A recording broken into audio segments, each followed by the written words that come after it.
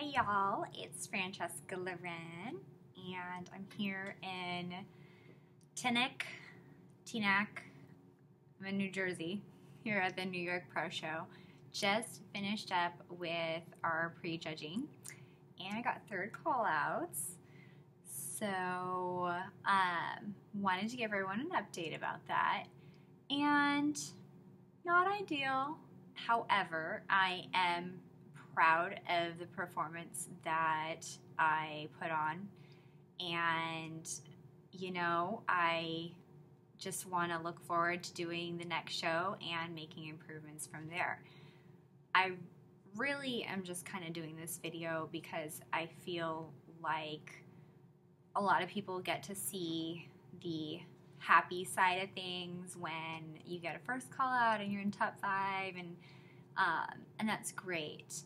And it's really exciting, and it is the best feeling for anyone who ever gets that, and I definitely encourage that because it's very motivating and reassuring and really helps you to just want to keep going and just keep doing it. But there's the flip side of things, and it's that side where you didn't get top 5 or a first call out, and really kind of, what do you do with that, and how do you take that, and where do you go with that? And I think a lot of people get lost, and so that's kind of really why I'm doing this video. This may not be everybody's point of view. This may not be the right point of view or the right stance to take, but I really do feel like it's important to at least speak my mind. So I did my best. I came into this show with having some things I wanted to improve on based off my last show. One of them being my tie-in, having more definition in my hamstring glute tie-in area, and then trying to be a little fuller with my look, fill out my glutes a little bit more, soften up my look a little bit more, which is really hard, especially for just my body type in general. So I think I accomplished that. However, shows are going to vary depending on who else you're up against, and it wasn't my show to be in the top 5. So I'm definitely going to learn again from this one and take it and apply it to the next one and just kind of go from there. Each show is a learning experience, and it is so important for you to really take a step back and reflect on that, because it's not everybody who can do this and put themselves up on stage and go through the months or the weeks of rigorous training and restricting their diet and the amount of discipline you have to do this. There's a small percentage of people who do this. So first of all, you need to be really happy with the fact that you have the ability to do that. Second of all, it really forces you to, in hindsight, look at why you're doing this, because competing it can be very motivating and it can be very rewarding, but it can also be something that mentally destroys a lot of people because they put so much emphasis on a placement or a trophy, and that's really what it's not about. This, for me, has always been a journey for myself. I consider this to be a selfish sport. I've not usually been a selfish person. I'm usually a very giving person. I have a hard time saying no. I always want to help other people for free, etc., etc., etc. And I've learned that you just can't do that to survive in life in general. You got to be able to watch out for yourself and do things and just kind of keep plugging forward. So with that said, it being a selfish sport, you kind of have to look at, why is it that you're doing this? And I've said this time and time again, and I know a lot of people know the book answer they're supposed to give as far as why they're doing this. But it's times like this that really defines the person, your personality, and why you're really doing this. Because if you look at taking, let's say, third place, and you're just all kinds of pissed off about it, you're in trouble. If you get a low call out and you let that just ruin your entire journey and you no longer want to do this again, this isn't meant for you.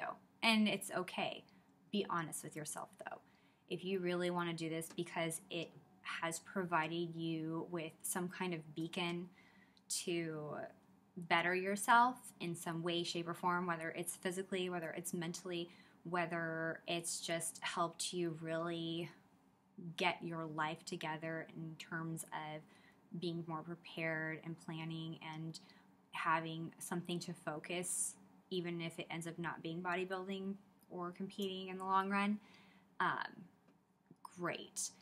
But it is supposed to be about you, and it's supposed to be about a better you, and always thinking positively and working towards the person you are becoming in the journey of that one goal, that one top of the pyramid goal that you're reaching for. And you know what? It really sucks when things don't go your way. Trust me. I've had a lot of things not go my way. In life in general. Not just in bodybuilding. But who you are is how you think.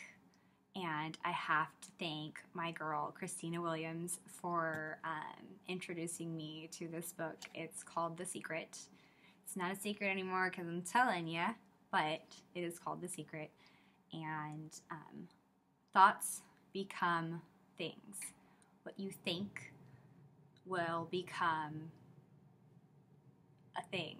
It is what you think. It is what you exude. It is what takes presence. It is what happens. And if you continue to look at things in negative lights, then you will only be surrounding yourself with the negative. And if you decide to change your perception and look at the positives and look at the opportunities that you have and can grow from, you will achieve tremendous things. So, I guess that's it for my rant. I felt that was important to share because no, I'm pretty sure I didn't get top 5 this time, but I am very proud of my stage performance. I definitely brought in some tighter hammies, which is what I was going for, and really learned about just me and competition prep in general. So getting ready for the Sacramento Pro Show, May 30th, and then the Vancouver Pro Show. This one I kind of decided to do on a whim, but I love this stuff, so why not? This is my thing. I would do every single show if I could financially afford it. Believe that. Okay, if I could also physically do it, because maintaining a show diet can be tricky. I'm still working on my diet, balancing act-wise. I got some good feedback. I really will always take feedback whenever I can. Constructive criticism is key. Take it. Use it. Don't turn your head or just poo-poo it. It's important to see things from other people's perspectives Because if it was from your perspective only, you would get first place in every single show, and guess what? You would already be at the Olympia. But that's not the case. So, look. Open your eyes from another person's perspective. And take that constructive criticism and see what you can do with it. Alright, guys. I'm done. I'm going to go rest for the night show. Mwah. Mwah. I feel like a beauty pageant queen right now with all my little, like, jewels and whatnot on. I'll leave you be. Bye.